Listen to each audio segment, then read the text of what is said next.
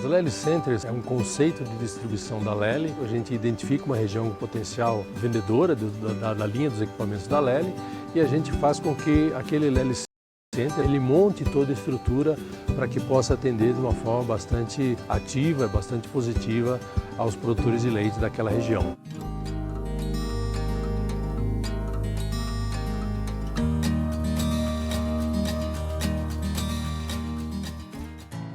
A Bonete Agronutri busca diariamente novas tecnologias para que o seu rebanho possa produzir mais leite e mais carne com eficiência e economia.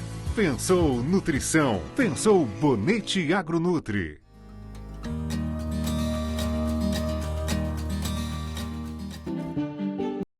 Somos uma empresa que busca hoje trazer o que tem de melhor no mercado, buscando hoje todo o Brasil e América Latina. Nossa visão, nossa missão é ser o maior fabricante do segmento de pecuária de leite e gado de corte, buscando constantemente inovação em nosso parque fabril, vindo de produtos cada vez mais inovadoras, com uma equipe nossa lá fantástica, produzindo o que tem de melhor no mercado, buscando pesquisa e desenvolvimento, trazer realmente ao mercado o que tem assim para trazer confiança, credibilidade.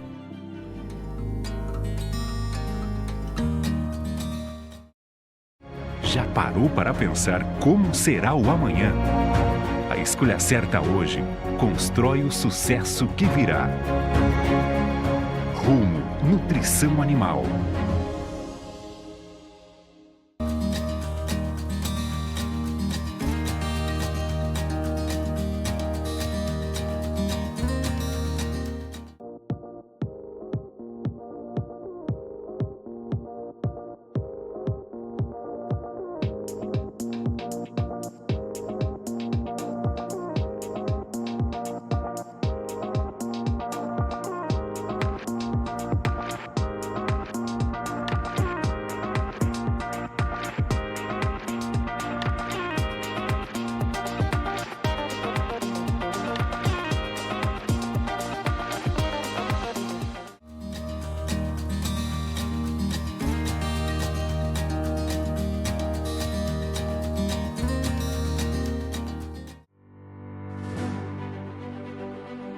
Rancho do Leite.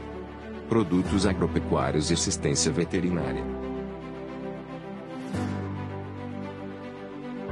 Trabalhamos com as melhores marcas e produtos veterinários do mercado.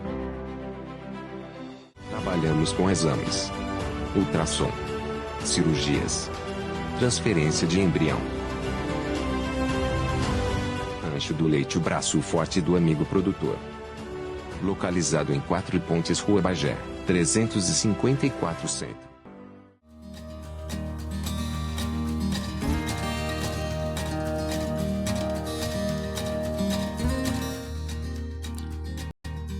Boa noite. Hoje é 29 de abril de 2024 e está no ar o Conversa com Leite. Nosso encontro semanal de discussão da cadeia leiteira em seus aspectos técnicos, científicos e também análises de mercado. E para falarmos de mercado, eu gostaria de fazer nesse momento a memoração daquilo que muitas vezes a gente escuta nos ditos populares. De grão em grão, a galinha enche o papo. Quem nunca ouviu esta expressão? Para dizer da paciência, da necessidade de persistência em continuar uma caminhada, um projeto ou algo nesse sentido. Conselheite Paraná tem nos mostrado que de centavo em centavo, mês a mês, o produtor de leite vai maximizar seus ganhos. Pois bem, fica esta reflexão. Fevereiro para março, o Conselheite apontou alguma coisa em torno de 1 centavo. Agora, de março para leite de abril a ser pago em maio, mais 1 centavo. Que quando a gente for levar isso aqui para a casa depois da vírgula, a gente descobre que é 0,6, alguma coisa acima de meio. E fica mais uma vez a reflexão, e coloco aqui de uma forma muito realista a preocupação, do que poderá se tornar os picos de preço deste ano.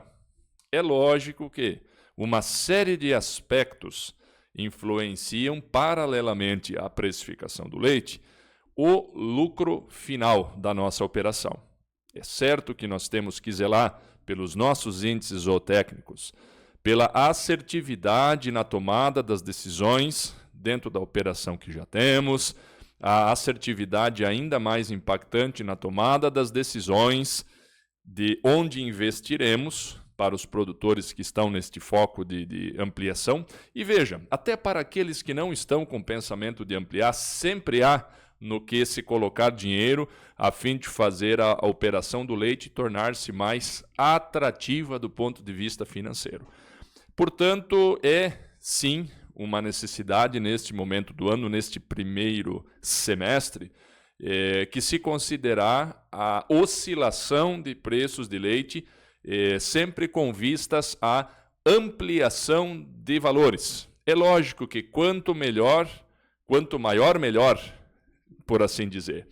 E num momento onde, quando olhamos para o mesmo período em 2023, a expectativa é de ganhos robustos de valores de mês a mês, enxergar 60 dias, onde a oscilação mensal ela foi percentualmente na ordem de 0,2, sendo ainda mais preciso 0,19 de incremento entre março e abril, realmente inspira muita atenção e muita cautela na continuidade deste ano.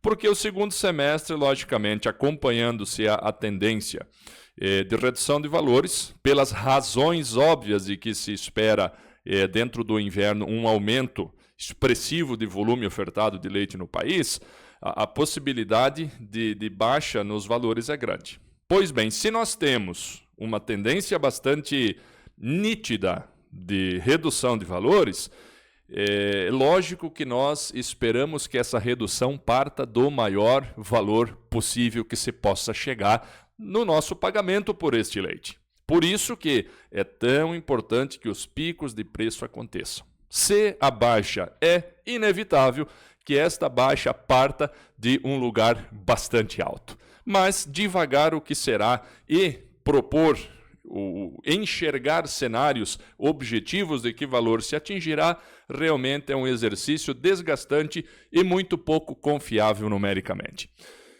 E em se tratando de confiabilidade de número, em se tratando de história na atividade leiteira e principalmente de um enorme coração aberto a ajudar e a ensinar, é que eu gostaria neste momento de apresentar para vocês a conversa que eu tive na semana passada, lá no município de Carambeí, com o produtor, professor, pesquisador e tudo aquilo que você possa imaginar mais no sentido de enaltecer o nome, Tobias Katzmann. Estivemos participando com nossa equipe do Conversa com Leite da Expo Frisia 2024 e fiz essa reportagem, fiz essa conversa que com toda satisfação nesse momento apresento a vocês Tobias Katzmann no Conversa com Leite.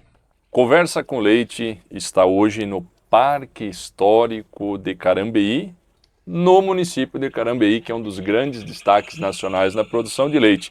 E eu estou com um dos profissionais mais simbólicos desta região, não somente por ser produtor de leite, mas por ter uma vasta experiência em economia rural e ser também uma parte importante da história deste lugar tão significativo para o leite brasileiro. Estou com Tobias Katzmann. Seja muito bem-vindo ao Conversa com Leite. Muito obrigado e é um prazer poder participar dessa conversa. Sim. O prazer é todo nosso, tenha certeza disso. Tobias, conta um pouco da tua história, do teu trabalho, para que o nosso público possa lhe conhecer. É uma história longa, né? Porque já não sou mais moço. Mas não temos pressa, então, esteja à vontade. Mas eu vim para o Brasil, que sou importado, né? Sou holandês PO, importado. De nascimento holandês. Eu vim aqui com 25 anos de idade para trabalhar na cooperativa. Naquela época, a Cooperativa Central eu vim para trabalhar na parte de avicultura, produção de aves. Eu estava trabalhando na assistência técnica e na direção da integração aqui na cooperativa aqui em Carabi. Né? Na Holanda o senhor já tinha um Na histórico Holanda eu de já tinha avicultura. 4 anos trabalhado na assistência técnica de aves também. Daí depois foi contratado para vir aqui. E foi daí então que eu trabalhei durante mais de 20 anos nessa área, né? E enquanto isso surgiu assim a pergunta se eu não queria ter uma chácara, como muitos colegas meus tinham uma chácara assim para ter no fim de semana, ter alguma coisa. E eu achava que isso não era interessante porque eu tinha um emprego razoável. E falei, não, eu vou trabalhar aqui e para mim basta. Mas quando vi alguns colegas mais velhos se aposentarem e eu vi o passo que eles tinham que dar para trás financeiramente, eu falei, alguma coisa eu vou ter que fazer, em vez de fazer algum investimento que depois pode me dar alguma renda a mais e talvez até uma coisa que me incomoda também depois de ser aposentado, né? Porque se aposentar não tem o que te incomoda também não é bom. Então, daí comprei um pedaço de terra que tinha aqui disponível. E depois a cooperativa fez aqui nessa área aqui atrás pode até chamar de uma reforma agrária, porque a cooperativa comprou uma fazenda de 3.500 hectares, que estava aqui disponível, e ela dividiu essa fazenda em 28 chácaras. E eu tive a oportunidade também de me inscrever em uma dessas chácaras. Compramos uma área de 40 hectares, do que a metade mais ou menos é aproveitável, outra metade é mato e pedra e tipo de coisa. Que por aqui a região é normal, né? Você não tem 100% aproveitável. E daí, no início, inclusive, arrendei essa terra para o vizinho, para ele fazer a correção, porque era terra nua. Ele fez a correção e depois, uns 3, 4 anos, falei, agora vamos ter que começar alguma coisa. E enquanto isso, eu tinha... a maioria não deve se lembrar, mas nós tivemos em 1986, se não me engano, o plano cruzado, quando eles sequestraram todo o capital que você tinha no banco. Isso antes do teu tempo, mas o que você tinha no banco era simplesmente sequestrado. Criança pequena na época, não lembro. Não, mas o dinheiro simplesmente, você podia ficar com mais ou menos equivalente a $1.000, podia ficar, e o resto era simplesmente sequestrado. Não era levado embora, mas você não podia mais tocar. E depois de um ano eles começaram a devolver o dinheiro. Em 12 meses ainda. Falei, isso nunca mais, porque eu tinha minha poupança, né? E aí, sabe uma coisa, eu vou comprar gado. Mas eu não tinha terra ainda. Comprei gado, tinha um lotinho para vender, falei, eu vou comprar e vou pagar em 12 meses. À medida que voltava o dinheiro, né? Já aplicava imediatamente. Exatamente. E daí foi assim, mas o que eu vou fazer com esse gado, né? Eu simplesmente peguei o gado, eram 15 vacas, eu acho, e mais algumas novilhas, e dei para o meu cunhado, que ele tinha uma chácara de leite, só que ele tinha falta de gado. Ele tinha chácara, mas ainda não. Falei, está aqui. E se encaixou. Fica lá com esse gado, né? e você aluga o gado e vamos fazer assim, toda a despesa é tua, e você fica com o leite, e eu fico com o crescimento do lote. Ou seja, ele não me pagava nada, ele não pagava, está aqui o lote, e se alguma vaca tem que ir para abate, a vaca é minha, né? Então, porque eram vacas de várias idades. E ele simplesmente ficou então, com a produção e as despesas, o crescimento era meu. E se você tem um lotezinho de gado, lógico, isso não, a curto prazo você não consegue medir, mas ficaram uns 5, 6 anos lá, ou até mais, eu acho, talvez uns 8, e aí o gado vai crescendo. Então, nessa aí eu tinha um crescimento mais ou menos de, sei lá, 15, 20% ao ano, né? As vacas velhas vinham para abate, né? Os novos, as fêmeas que ficavam, ele criava por custo dele também, né? Ele fazia parte do negócio. E o plantel foi crescendo assim, a meu favor. Assim, o meu capital cresceu, né? Em vacas a gente via crescendo literalmente o capital. Então isso foi antes já de comprar essa terra. Daí também comprei essa terra, né? E depois de alguns anos, quando estava corrigido, falei, não, agora eu vou...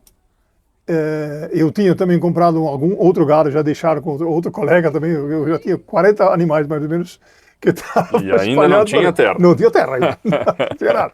Daí comprei lá e falei, não, agora eu vou colocar um estábulo, né? Então montei um confinamento, 40 vacas, e Isso, então, daí começou o leite. Foi em 1996 que começamos a produzir. A metade desse gado que eu tinha comprado era holandesa e a outra metade era Jersey, né? Mas antes de comprar esse gado, eu já tinha um animal que eu ganhei numa rifa. Olha só. É uma rifa que eles insistiram que eu comprasse. Eu falei, não, eu vou ganhar uma bezerra. Eu falei, não, o que eu vou fazer com isso? Não, tá bom, para ajudar, né? Comprei a rifa e ganhei uma bezerra Jersey. Então a minha primeira era... Isso já foi um sinal. A primeira era Jersey.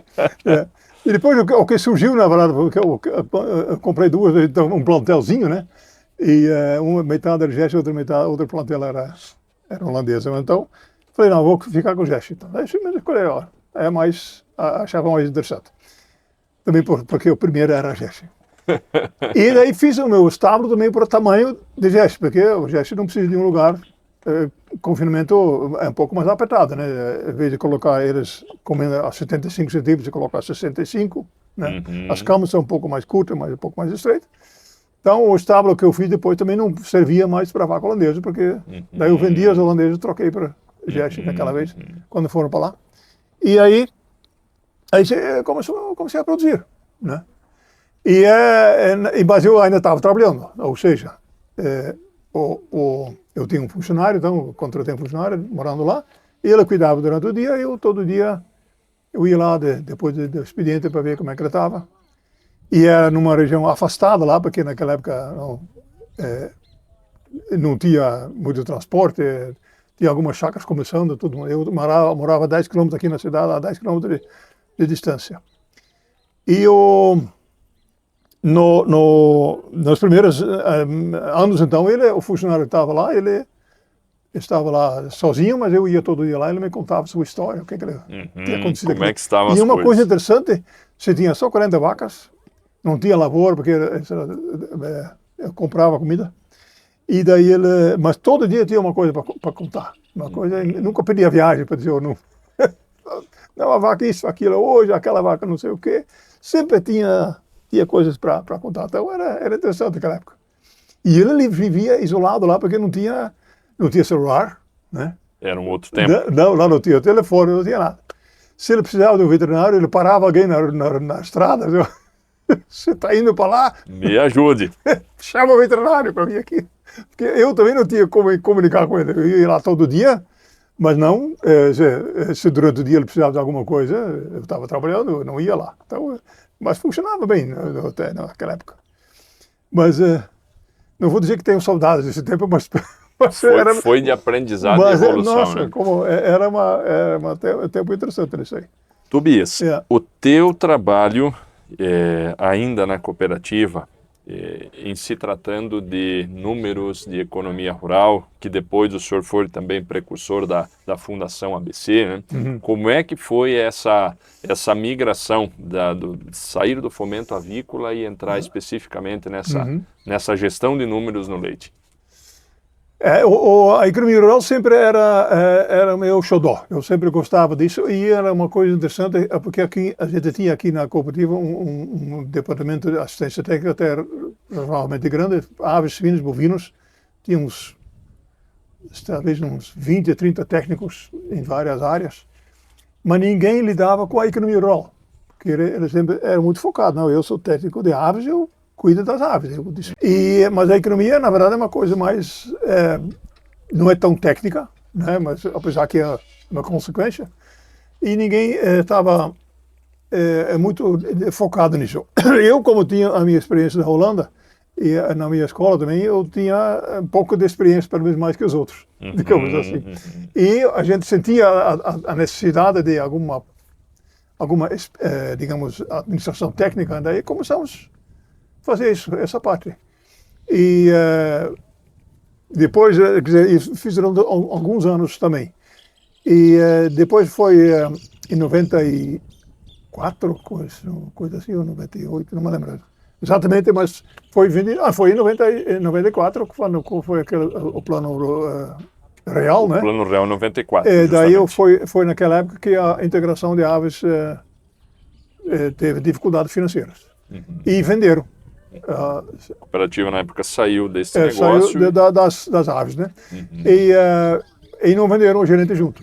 Então eu Ficaram com ele. Fiquei sem emprego. Mas daí eu fui, não, agora, daí eu falei, não, vamos dedicar mais a assistência técnica. Aí foi, então, a oportunidade de fazer isso pela Fundação ABC, que trabalharia para as três cooperativas aqui envolvidas, né? A realidade dos anos 90 com a realidade atual. Vamos fazer um breve paralelo pensando na economia rural. Hoje a gente vê uma série de fazendas, de propriedades fechando as portas. Essa estatística ela não é precisa, mas é alguma coisa muito próxima. 50% das propriedades leiteiras do Brasil fecharam as portas nesses últimos 7, 8 anos.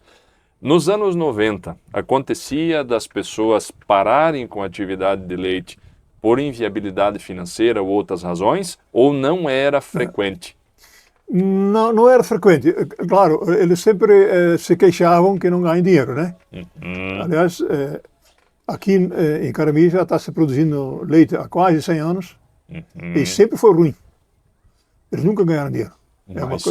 Sempre evoluindo. Mas... Sempre foi ruim. Só que ninguém para. Eles não param, mas sempre foi. Olha, você se pergunta, não está. Está triste o negócio. Triste. E olha, inclusive, se você fala que está bom, eles até te olham meio torto. Não pode falar que está bom, sabe? Tem que falar que está ruim. Mas não, eu também posso contar a história que não é pouco. Mas olha, na verdade é assim, é uma atividade que você não vê aqueles lucros grandes. De repente eu vendia minha safra de feijão por não sei que dinheiro, estou com dinheiro na mão. Muito aqui, dinheiro naquele momento. E não, isso em leite não acontece. Aliás, naquela época tinha muitas chácaras que eram mistas, né, que tinham tanto agricultura como leite. Eles não, você vê, agricultura que me dá dinheiro, leite não dá nada. Mas por quê? Porque o leite sustentava ele durante o ano todo, inclusive a agricultura, né, porque mão de obra, combustível, aquelas coisas, porque ele fazia a conta de agricultura assim, eu tenho aqui a minha compra de insumos, né, e esse era o custo. E o resto o leite pagava. E daí, só o que eu vi sair do bolso. Exatamente. Né? E daí quando vendia a safra, ele descontava os insumos, dizia, não, agora eu tenho o meu lucro da agricultura, era bem maior do que o do leite. Só que o leite já tinha pago todas as contas durante o ano todo, né? Mão de obra, combustível, esse tipo de coisa. Então, por isso digo, o leite tinha a fama de ser ruim, né? Só que, como diz, ninguém parou. Ninguém parou, quem parou se arrependeu. Mas também teve, lógico, de lá para cá, de vez em quando tem algumas pessoas, aqui em geral não são tantos que quebram, mas tem alguns que se quebram, e não por razões técnicas. Se você produz direitinho, né, e ainda tem uma certa margem, você pode produzir bem ou muito bem, né, mas mesmo produzindo bem, você não se quebra. Os que se quebram por má gestão financeira. Má gestão financeira. E isso é muito fácil de você estragar. Quando nós olhamos, volto a falar anos 80, anos 90, na composição de custo, os itens pesavam de forma proporcional ao que pesam hoje? Vamos para um exemplo prático. Hoje é uma fazenda que tem 10% do seu faturamento bruto, do que ganha pelo leite, como custo de mão de obra. 30 anos atrás era assim também?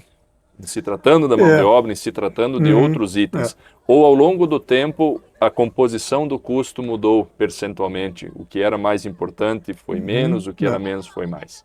Eu acredito que a variação é muito pequena, porque muito pequena. Sempre se falava assim, você pode gastar até 30% do leite em concentrados. Né? Hoje ainda está muito perto disso. Né? E a mão de obra também, 10%, 12%, porque na verdade a mão de obra ficou mais cara, mas do outro lado a produção por homem aumentou. Porque antes você tinha muita coisa feita manual e você produzia 300, 400 litros de leite por dia por homem. Hoje se fala em 1000, né, para ser simples, né, e tem gente bem acima disso já. Então a mão de obra ficou mais cara relativamente, mas do outro lado a produção por homem também aumentou por causa das máquinas, porque você tem graças às máquinas, você consegue, um homem pode produzir mais. Né? Isso, com as novas influências aí, as novas máquinas surgindo, a produção por homem só vai aumentando. Tende a aumentar. Então, se tem alguma coisa que tende a ficar mais caro, seriam os custos fixos, ou seja, os custos dos investimentos. Né? Mas, no outro lado, se você faz investimento bem feito, bem dirigido, a produção, cada investimento tem sua própria produção. Economia rural é um tema que particularmente eu gosto muito, não só de estudar, mas de trabalhar na prática também. E quando nós falamos dela a campo, eu percebo alguma resistência ou até uma discordância de alguns produtores e até técnicos quando nós falamos na valoração da terra dentro do custo.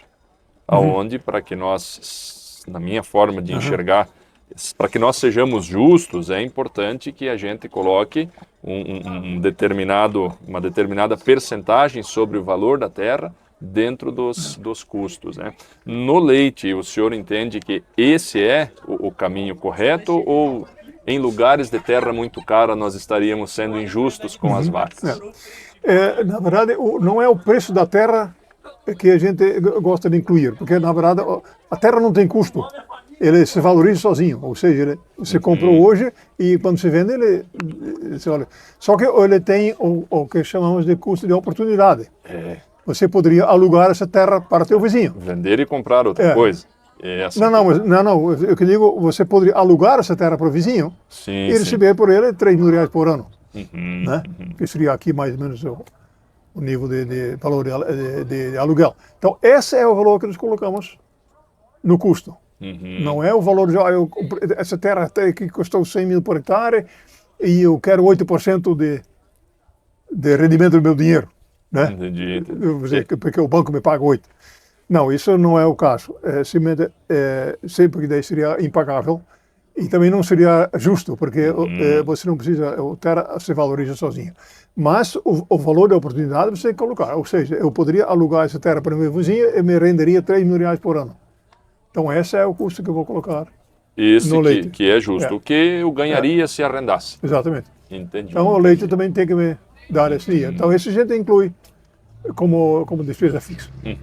E uma pergunta que muitas pessoas fazem, ela às vezes é até curiosa, até, como se diz, satírica em alguns momentos. O senhor que teve a experiência no gado holandês e no gado Jersey, e o senhor que é um profissional conhecedor a fundo de números, o porquê permaneceu com a Jersey? Foi somente pelo tamanho das instalações ou realmente numericamente existe alguma diferença que justifique?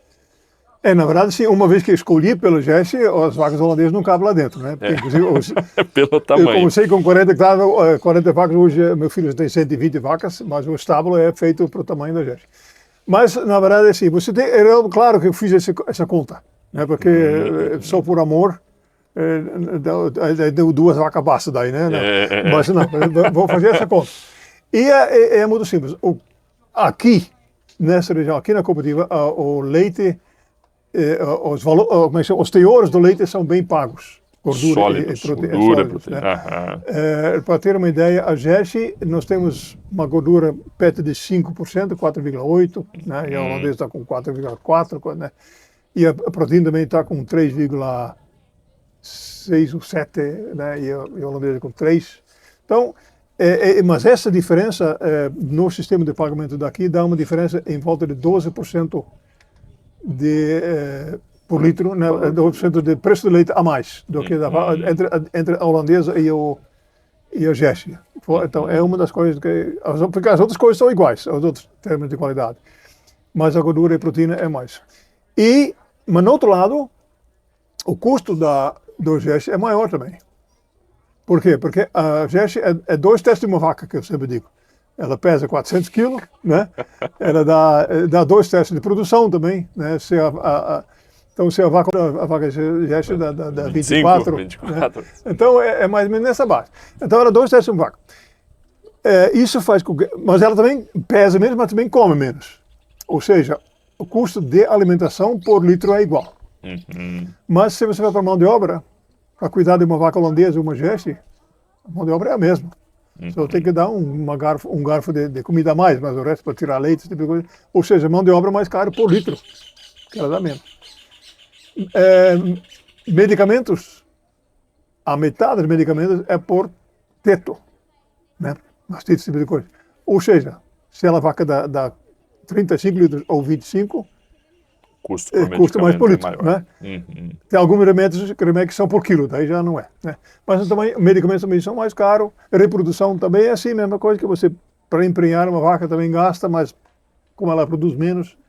Então tem uma série de despesas que são, as despesas que são por vaca e não por litro, acabam sendo mais caro por litro de leite de Jersey. Então isso também faz com que o custo do leite de Jersey é em volta de 10 a 12% maior. Ou seja, elas por elas. Uma coisa, né? elimina. E aí você pode, então, daí pode deixar o amor falar mais alto. Já que não custa, vamos então fazer isso, né? Sem dúvida nenhuma. Tobias, talvez um tema que hoje nos preocupe, entendendo que o Brasil ainda tem um número muito grande de propriedades de leite que são de pequeno porte. Muitas vezes 30, 40 vacas é a média em diversas bacias leiteiras de importância. E nós temos visto alguns dados, sobretudo do modelo canadense, norte-americano, onde o número de propriedades que crescem são aquelas que estão no topo do número de vacas. Propriedades com menos de 200 vacas estão diminuindo, propriedades, por exemplo, com mais de 2.500 estão crescendo. Quando a gente fala de volume de produção, de aumento de escala, como sendo um determinante para as propriedades continuarem viáveis, o senhor acredita que isso possa ser uma realidade para o Brasil em pouco tempo, a ponto de inviabilizar quem não tem um número mínimo de leite, mesmo que este pequeno produtor em índice zootécnico seja bom? Será que a pessoa com 20 vacas, 30 vacas que tenha alta eficiência, ela mesmo caprichando com o leite, por não ter, sei lá, 2.000 litros por dia, ela pode sair do jogo? Você disse uma coisa muito importante, mesmo com os índices zootécnicos não sendo, porque em muitos pequeno produtor sinônimo de baixa tecnologia. E muitas vezes não é assim, né? E essa justamente é o problema. Não é o tamanho da propriedade, é o tamanho da sua produtividade. Então, se você não considera que pequeno é sinônimo de baixa tecnologia, é diferente. Como eu falei, comecei com 40 vacas em confinamento. Né? Quando a maioria não tem vaca. Não, 40 vacas deixa embaixo das árvores. Não confina. Não confina, porque é muito caro. Então, então você tem que ver essas coisas separadas, né? Eu me lembro, antigamente a gente tinha alguns contatos aqui, algumas excursões que vieram aqui, um cara que veio de Minas Gerais, e ele, no norte de Minas, ele tinha 120 vacas. E daí eles falavam do custo, não, meu custo é mão de obra. Porque com comida não gastava nada. Ele tinha uma vaca por alqueire, nunca adubou nos últimos 50 anos, ele soltava as vacas, trazia uma vez por dia, tirava o leite à mão, né? E então, qual é o custo? Não, quer dizer, na verdade não sabia o custo, né? Mas sabia qual era o preço do leite, que era igual ao nosso. Mas acho que ele tinha 200 vacas, e tudo tirado à mão, né? E não gastava nada com nada. E a vaca dava 8 litros por dia, e olha lá, né? Então, é uma baixíssima tecnologia, né? E se um cara desse um dia começar a se desenvolver, né? Ele tem todo o potencial, porque tem os animais, é só começar a investir um pouquinho na terra, né? Porque ele não fazia isso. E você simplesmente aplicando a tecnologia no que você tem, você consegue ficar grande e desenvolver. E para um pequeno produtor não é diferente, né? Só que não vai querer... eu sou um pequeno produtor, eu mesmo, a minha família, né, não vai querer se comparar com aquele fazendeiro do lado, que tem seus 500 vacas em produção e anda em caminhonete grande, não sei o quê. Aqui, por exemplo, na região, isso acontece muito. Ele olha para o vizinho, nossa, mas o cara dele é bem maior que meu. Não é isso. Olha, você tem que se adaptar no que você é. A realidade. Né? Na sua realidade. Né? Porque os grandes fazendas têm tem assim, mais funcionários. O que aqui, por exemplo, uma tendência é fazer não é sociedade, mas as chamamos de empresas familiares, né? Assim, um produtor que tem 3, 4 filhos, todos entram lá e ficam dentro da mesma fazenda e vão crescendo. Ah, mas agora nós temos 20 mil de leite por dia. Esses dias alguém me falou, 20 mil. Falei, mas você? Não, nós todos. Ou seja, 4 filhos. Ou seja, cada um tem 5 mil litros. Qualquer um tem 5 mil litros, aqui pelo menos, né? Então não é assim tão impressionante. Mas, juntando-se, eles conseguem certas vantagens, né? Em volume, na produção e também na compra, e tipo de coisa, dividir as tarefas. Mas mesmo assim, o pequeno, para mim, ele tem futuro, assim. Só que ele precisa produzir bem, né? Lógico, na área de venda sempre tem alguma bonificação para maiores volumes. Isso ele vai ter que aguentar. Mas, no outro lado, quem consegue trabalhar sem funcionário também é feliz. Porque ter funcionário nem sempre é a felicidade, né? Lógico, do outro lado, ele também está mais preso na sua atividade, porque para a vaca não tem domingo, né? Mas para isso também ele é produtor de leite, né? Ou daí eu digo, quem mandou ser produtor de leite? Isso faz parte do ofício, né? Do ofício. Não adianta querer, não, mas agora não dá. Não, se você é produtor de leite, isso faz parte. Sem dúvida. Tobias, como é que o senhor imagina a atividade leiteira daqui a 10 anos? O que é que nós vamos ver de diferente?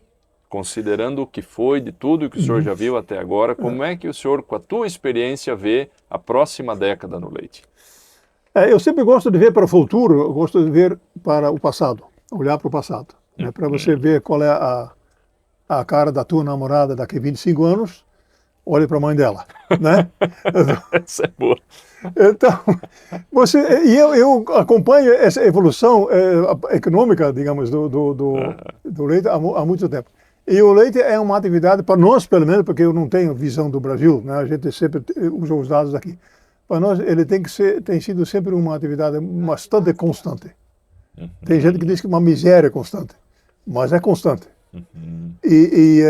Ou seja, o rendimento tem a margem que tem, claro, tem variações, né? Hoje não temos uma época de leite baixo, os 2 anos anteriores eram altos, mas se você pega assim uns períodos de 5 anos assim, você sempre vai numa constância bastante grande. E isso não tem mudado nos últimos 40 anos que eu tenho esses dados daqui. Por que nos próximos 10 mudaria? Né? Uma boa reflexão. Então, só que eu continuo trabalhando. Lógico, nos últimos 40 anos nós desenvolvemos, né? Então, isso nós temos que continuar fazendo. Não, agora nós estamos bem porque nós estamos ganhando. Não, para você continuar ganhando dinheiro, você vai ter que continuar investindo em tecnologia, investindo em conhecimento, né? Acompanhar as tendências, né? Mas para dizer, não, isso quer dizer que você vai cair fora e você vai continuar, não é assim. Nós vemos aqui, inclusive, fazendas grandes se quebrando, entre aspas, por má gestão financeira, né? Eu falei, porque isso é possível, não é, né? E justamente o pequeno produtor, em geral, ele é muito mais seguro financeiramente, né? Ele não dá um passo muito grande, porque, e se ele der, inclusive, ele vai ter problemas, né? Gestão financeira talvez seja o grande diferencial de quem vai bem e quem... Porque é muito simples. O dinheiro que você investe em leite leva de 12 a 15 anos para voltar, né? Que você imobiliza em estrutura, por exemplo, investimentos de toda ordem. Então, leva tanto tempo. E se você vai no banco para pegar esse dinheiro, ele te dá dinheiro para 6 anos, 8 no máximo. Ou seja, se você pega tudo do banco, você quebra. Porque é impossível, porque leva 12 anos para voltar e você tem que pagar em 6. Ninguém aguenta isso, né? Ou seja, você não pode trabalhar com muito capital estrangeiro, de fora. Tem que ser capital próprio, tem que ter uma boa proporção. Isso você consegue fazer crescendo devagarzinho, né? Mas tem gente que diz, não, mas eu vou construir o estábulo e o gado, ele enche devagarzinho, né? Só que o estábulo está construído e você já tem que pagar ele para o banco, né? E se você deixa ele encher devagarzinho, demora demais. E, inclusive, esse enchimento do estábulo é investimento na vaca, né? Ou seja, é um dinheiro que você tem que investir nas novilhas que você não vai sobrar para pagar para o banco, né? Então, das duas coisas, você não consegue... Tem que planejar muito. Tem que planejar muito essa parte. Então, quando você cresce, o interessante é se você segura todo o gado, você cresce 10% ao ano, né? E esse é um crescimento que dá para acompanhar, né? Agora, de repente, 40%, 50% de uma vez, ou dobrar, né? Você diz, não, eu vou dobrar a produção. E começam a fazer terraplanagem. Daí eu fiz a terraplanagem, não, mas aqui eu ia fazer um estábulo de 100 vacas, mas cabe 150. Daí ele não pegou dinheiro suficiente para isso, e aquelas coisas assim. Então, aqui nos vai mudar tudo nessa área. Mas, então mesmo numa região, digamos, que nem essa, que é desenvolvida, considerada desenvolvida em produção de leite, as gafes financeiras acontecem do mesmo jeito, né? Então, daí de repente tem que vender um pedaço de terra ou vender gado, que é pior, né? Porque daí você vende a produção. E o ativo que te retorna, né? Puxa vida. Mas assim, então, todos os investimentos assim. Então você começa de uma maneira simples, com gado no pasto, mas não, agora eu vou confinar, daí é um investimento para confinar eles, esse investimento você vai ter que pagar, daí o próximo passo é, não, agora eu vou colocar um resfriamento, ventiladores, esse tipo de coisa. Tudo isso se retorna em produção, porque isso vai aumentar a produção, né? Mas você tem que ver de maneiras, digamos, gradativa, né, para você saber, não, ok, primeiro vou fazer isso aqui, depois vou fazer isso aqui, né? A não ser que você tenha dinheiro sobrando de outra fonte, mas normalmente não é o caso do produtor. E mesmo assim você vê, aqui hoje, por exemplo, tem pessoas fazendo investimento em climatização do estábulo, climatização completa, né, que é investimento alto, né? Mas isso, mas é caro, não dá, porque daí simplesmente fecha o estábulo e deixa entrar a frio, esse tipo de coisa. E, só que a produção dessa vaca que estava em média 35 vai para 40, 42, ou seja, é outro investimento que o incremento justifica o investimento. Aqui, ultimamente, tem vários fazendas aqui que investiram em robô, né? Que também é a mesma coisa, um robô caro, nossa, é caro mesmo, né? E só que ele dá retorno, só que você não vai querer pagar ele em 5 anos. Ele não vai, né? Que demora mais. Só que é um investimento que dura 20 anos, né? Não vai quebrar em 20 anos. E você consegue pagar ele em 10, mais ou menos. Então você tem que ter um financiamento, ou ter dinheiro no bolso, né? Que a maioria não tem, ou não admite que tem. Ou você tem que pegar o dinheiro de um financiamento que pelo menos te dá 10 anos de prazo para poder pagar isso. E nesses 10 anos, você não vai ver nenhum dinheiro no bolso. Porque tudo que o robô te dá a mais vai para o banco. É o planejamento da atividade. Então você diz, não, mas agora eu vou ganhar tanto por ano. Vai ganhar mais, sim, mas só que vai para o banco. Tem um compromisso bem pesado pela frente, né? Mas, no outro lado, a tua vida melhora. Muda muito quem tem robô. Nós temos, o meu filho comprou o robô recentemente, faz meio ano que ele está usando. Experiência positiva. Nossa, então... é uma coisa que, ainda mais para mim que não preciso pagar a conta. Puxa vida, é só alegria. Mas não, é uma coisa fantástica de se trabalhar com isso. É uma coisa que não... Mas também, como dizer, mas investimento, sim, o rendimento dá retorno, por que não? Né? Porque no início eu disse, não, mas isso não dá, porque é muito caro. Falei, vamos ver, faça a conta. Você vai ver que dá.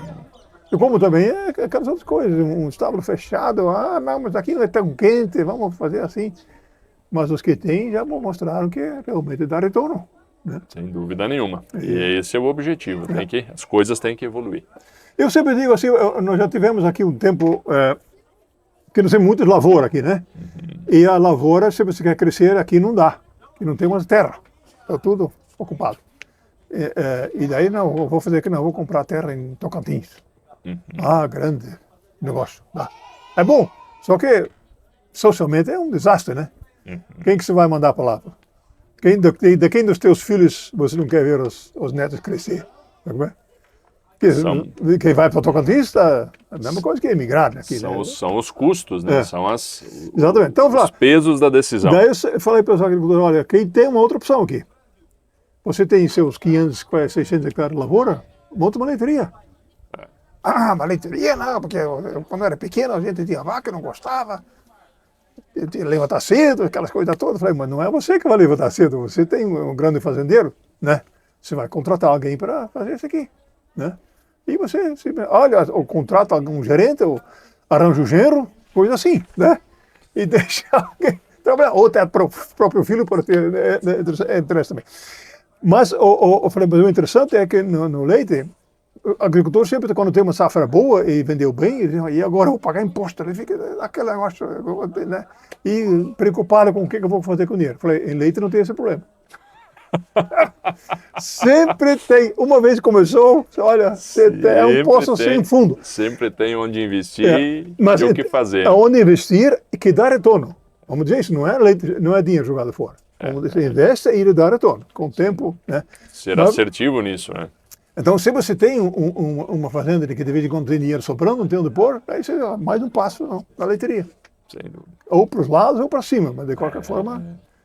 Então, essa é um bom lado do leite também, que você realmente consegue administrar bem. E aqui, eu digo assim, se você tem 500, 600 hectares de lavoura, você praticamente não precisa reduzir a produção de grãos para produzir leite.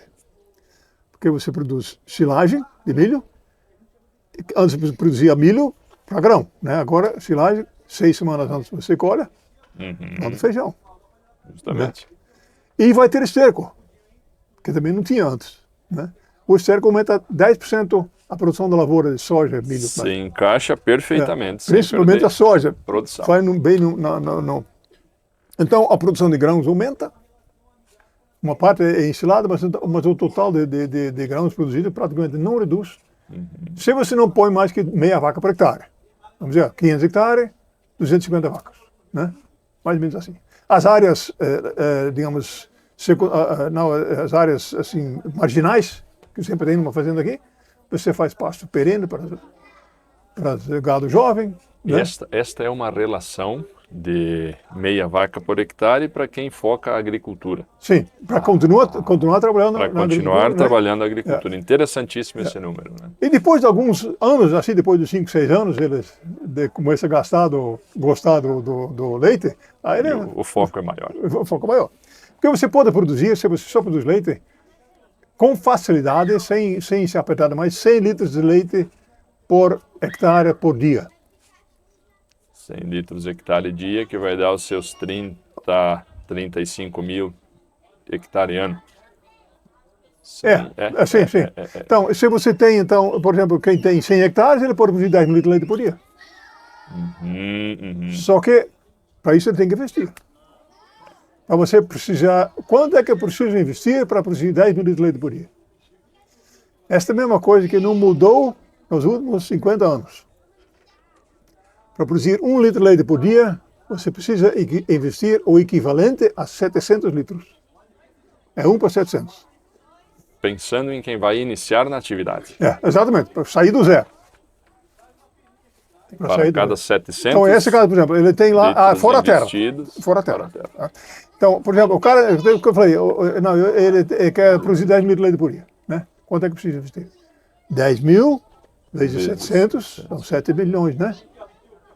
10 mil vezes 700 são 7 milhões de litros, o que são, ou seja, 700 litros é mais ou menos 2 mil reais. Tá? Então, para 10 mil de leite por dia, são 20 milhões. Este é um investimento. E sempre foi assim ao longo do tempo que o senhor faz as Tem 20 milhões? Tem, então vamos fazer. Não, justamente, mas não muda, essa aí é uma coisa que não muda. Lógico, esses 700 é para primeiro susto, né? Porque você pode assim variar um pouquinho nesse negócio, mas é um número para você, e isso é só tanto para começar como para crescer. Né? Porque para você sair de 1.000 litros para 2.000, é a mesma conta. Porque você tem que aumentar teu tanque, tem que ter esta relação numérica, Tobias, dos 700 para 1 é imaginando já um sistema intensivo, um sistema confinado. Não. Para se iniciar o independente. Não, porque se você investe menos em estábulo, você vai produzir menos. Necessariamente. Exatamente. Então, só que isso, 700 ou 2 mil reais, mas 700 litros, incluindo não só as instalações, as máquinas, o gado, assim, o tanque, instalações para ordenha, capital de giro, Giro. né? Porque cabe de giro, os estoques de silagem, por exemplo, cada vez mais aumentam, porque você tem que ter comida para os próximos 12, 14 meses, né? Então, tudo isso que envolve, né? Casa para funcionário, né? Tudo faz parte dos investimentos que tem que fazer. Do investimento, né? Que Por isso precisa eu digo, ser é um número que eu uso para o primeiro susto. Eu digo, olha, quanto é que vai custar? Não, calcula com isso aí, depois você vê. E tem mais uma. Não, mas não deu. Eu falei, você já investiu os teus 20 milhões? Não, ainda não. Eu falei, então, não vai dar retorno, porque você não terminou. Né? Automaticamente, se não colocar... Mas eu já vi casos desses, eu tinha falado antes quanto eu custava, e daí ele foi fazer, mas não deu. Eu falei, mas você não investiu tudo ainda? Não é bem que... Foi os 700 para um ou ainda não? Exatamente. Tem chão, né? Exatamente, porque muitas coisas vêm... Não, eu vou começar. Não, eu vou construir um estábulo. Sim, não, o estábulo está financiadinho, tudo direitinho, né? Só que não financiou o pátio em volta, né? Que depois... Mas tem que fazer também, depois de um mês é tudo barro, né? Não tinha previsto, sabe? Então aquelas coisas todas. Daí o capital de giro ninguém prevê, que em vez de vender a safra de milho, ele põe tudo no buraco, né? Depois falta. Depois tem que pagar o financiamento, né? Então são essas coisas que realmente não é só fazer um estábulo e comprar vacas. Tem muito mais que isso. Quanto aprendizado e quanta reflexão nessas palavras, nessa experiência. E são dados que eu entendo que ninguém tenha de uma forma tão prática e direta. Se for considerar todo o tempo que o senhor mexe com números e as experiências que já viu, né, Tobias? Porque na verdade todo mundo tem. Só que tem que, às vezes... colocar no papel, né? Ou no computador, mas na verdade a gente tem, lógico, tem se dedicado a isso, daí você começa a filtrar um pouquinho mais a informação. Com muita nitidez. Tobias, antes da gente se despedir da conversa de hoje, eu gostaria que o senhor deixasse uma mensagem para o nosso público, para os produtores, para os técnicos que estão nos ouvindo agora e que vão nos ouvir no futuro. Olha, um produtor e um técnico é um bicho diferente, né? São duas espécies. Não, justamente. O objetivo deles até que é o mesmo, né? Produzir leite, mas a mensagem para cada um é de certa forma diferente. Certo. Né? Porque o técnico tem que saber, tem que conhecer técnica, mas não é o suficiente, por exemplo, de dizer para o cara, você tem que trabalhar assim, assim, assado. O maior medo do técnico tem que ser que ele faz exatamente o que ele recomenda. E daí aumenta a responsabilidade dele. Faça o que eu digo e faça o que eu faço.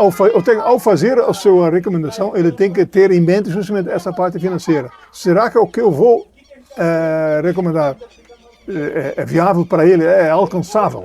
Né? Porque ele pode recomendar e o cara não pode ser que eu vou fazer. E daí você tem que comprar uma máquina administradora de dieta total, né? Por exemplo, recomendação. Altamente recomendável, porque melhora a produção. Só que o cara tem situação financeira para isso, ele tem que perguntar isso também. Não pode só ver a parte técnica, mas tem que ver também. Eu vi uma vez um produtor, e isso me chamou a atenção. Ele tinha, o resultado dele estava fraco, foi o tecnista lá, deu alimentação, a tua alimentação tem que melhorar assim, e você, para não faltar comida, tem que fazer comida silagem para 15 meses, daí nunca falta. Boa ideia. Então, 15 meses. Aumentou a lavoura e tem mais. E ao mesmo tempo, o agrônomo, que é um outro técnico, foi lá e disse, olha, a tua terra não está muito boa não, tem que corrigir, tem que investir, e tal. E ele foi lá e pegou todo o dinheiro na cooperativa para investir na terra e para fazer 3 meses a mais de reserva comida, de né? silagem. Tecnicamente perfeito, né? Só que o problema é que ele já está, né? E depois teve que vender a metade da terra. Que daí começa a crescer a dívida, daí a dívida a curto prazo, né? Simplesmente por causa de 2 recomendações técnicas corretas, tecnicamente. Mas que não cabiam. E o problema é que ele fez exatamente. Não, então essa é a coisa do produtor. Como é que ele tem que lidar com o técnico? O técnico tem a obrigação, como técnico, de dizer 100% o que é viável, o que é o certo. E o produtor faz o que pode. E isso é a responsabilidade do produtor. Ele tem que dizer, será que eu consigo fazer isso?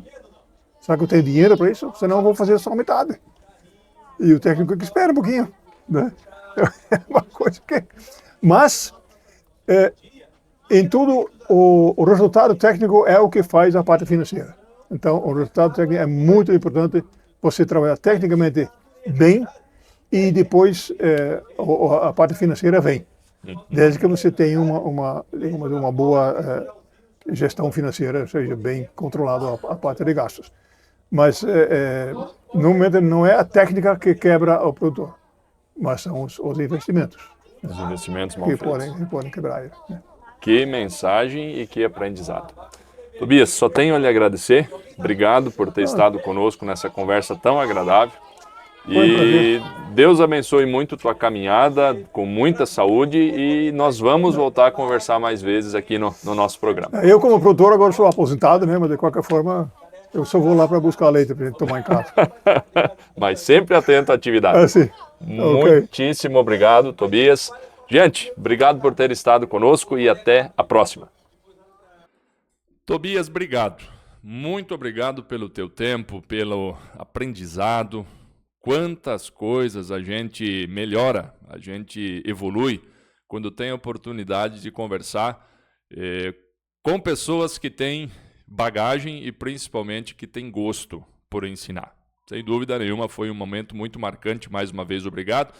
E eu tenho certeza que todos em casa que estão nos ouvindo agora e que vão nos ouvir ao longo do tempo pelo YouTube também terão esta mesma sensação de aprendizado. Mais uma vez, muitíssimo obrigado por ter concedido essa entrevista para o nosso programa.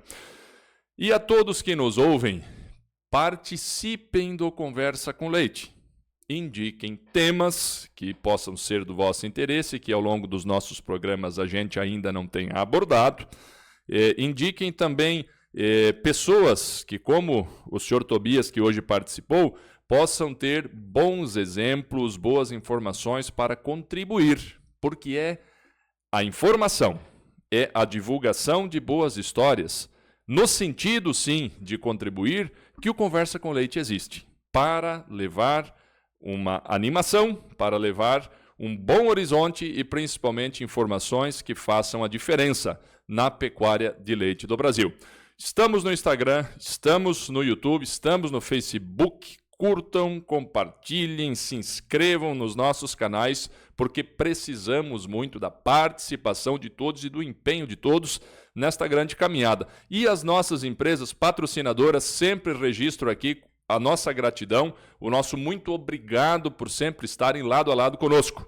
A Lely, a Geogás, Bonete Agronutri, Rações Batavo, a Fitobiotics, a Rumo Nutrição Animal e também o Rancho do Leite. Vocês são parceiros do Conversa com Leite e fundamentais para o nosso trabalho.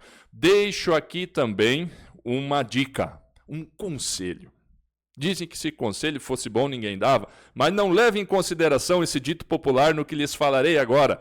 Hordes Dairyman Brasil, Revista Internacional da Pecuária Leiteira, a publicação sobre leite mais lida do mundo. Desde o mês de janeiro, está disponível na língua portuguesa, totalmente gratuito, nas formas digitais. Usem essas informações. São pesquisadores, são industriais, são produtores que falam aquilo que há de mais atual e de mais útil para a pecuária leiteira, e não somente norte-americana, mas também de todo o mundo. As vacas que estão aqui também estão lá.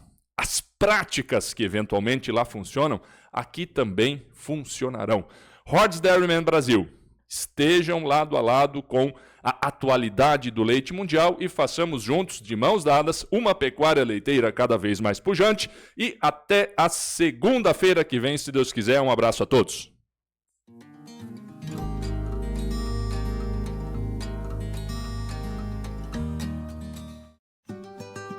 Os Lely Centers é um conceito de distribuição da Lely. A gente identifica uma vendedora da linha dos equipamentos da Lely e a gente faz com que aquele Lely Center ele monte toda a estrutura para que possa atender de uma forma bastante ativa, bastante positiva aos produtores de leite daquela região.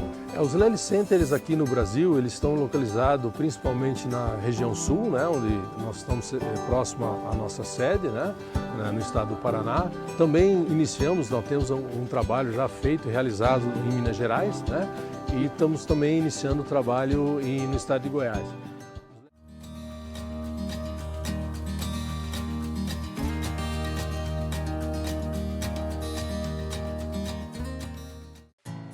A Bonete Agronutri busca diariamente novas tecnologias para que o seu rebanho possa produzir mais leite e mais carne com eficiência e economia.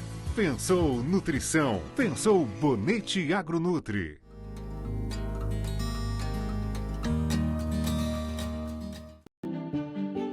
Somos uma empresa que busca hoje trazer o que tem de melhor no mercado, buscando hoje todo o Brasil e América Latina. Nossa visão, nossa missão é ser o maior fabricante do segmento de pecuária de leite e gado de corte, buscando constantemente inovação em nosso parque fabril, linha de produtos cada vez mais inovadoras, com uma equipe nossa lá fantástica, produzindo o que tem de melhor no mercado, buscando pesquisa e desenvolvimento, trazer realmente ao mercado o que tem assim para trazer confiança, credibilidade.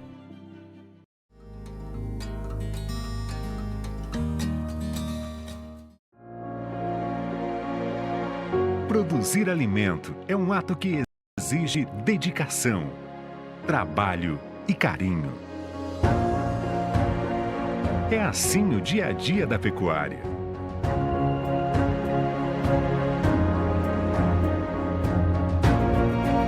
Mesmo na rotina se buscam alternativas para melhorar a qualidade de vida das pessoas. Inovar buscando a rentabilidade, mas comprometidos com a sustentabilidade. Esse é o novo rumo da eficiência alimentar. Foi com este propósito que esta empresa nasceu. Em nosso trabalho, valorizamos as relações de amizade, produzindo alimento de qualidade.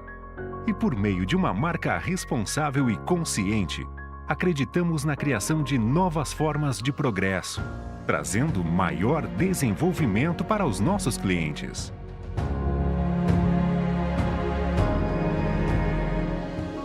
Nosso melhor ingrediente é entender o produtor e as necessidades de sua rotina. E através do nosso trabalho, construímos laços, aprimoramos técnicas e crescemos juntos. Todos os dias, buscamos o novo, com tecnologias validadas por pesquisas de uma equipe preparada para oferecer o melhor. Como fornecedor de nutrição animal, trabalhamos para garantir o melhor produto final e que garanta a segurança do alimento que você consome todos os dias. Com uma linha abrangente de produtos que auxilia na saúde, longevidade e produtividade dos animais dos diversos sistemas produtivos atendidos. Já parou para pensar como será o amanhã? A escolha certa hoje constrói o sucesso que virá. Rumo Nutrição Animal.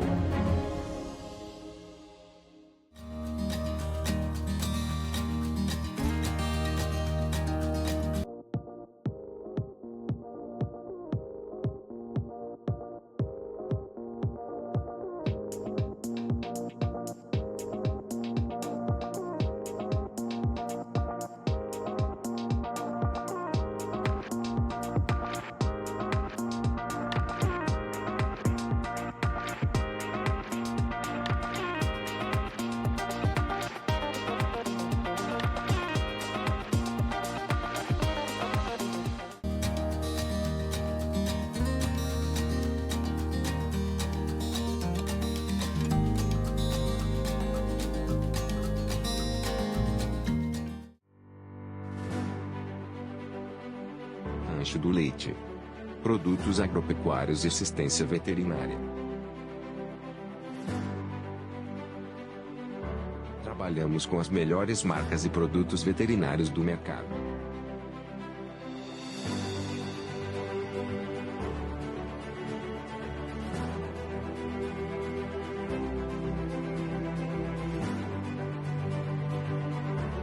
Uma equipe altamente qualificada e assistência personalizada.